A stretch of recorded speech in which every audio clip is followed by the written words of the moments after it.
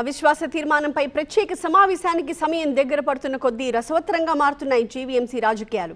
మరో 2 రోజుల్లో ప్రత్యేక సమావేశం ఉన్న నేపథ్యంలో ఎత్తులకు పై ఎత్తులు వేస్తున్నారు కూటమి వైసీపీ నేతలు.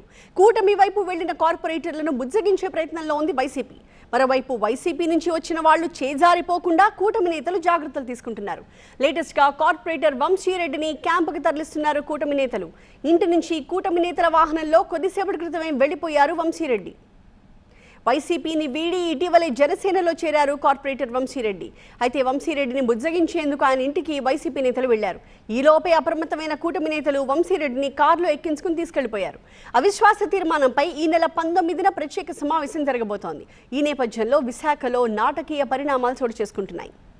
తాజా పరిణామాల నేపథ్యంలో విశాఖ మేయర్ హరి వెంకట కుమారి కంటతడి పెట్టుకున్నారు.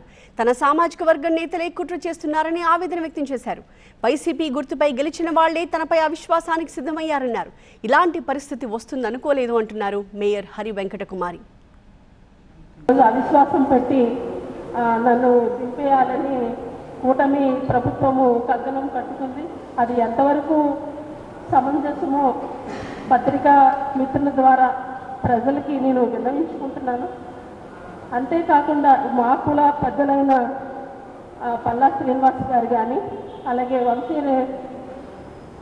వంశీకృష్ణ శ్రీనివాస్ గారు కానీ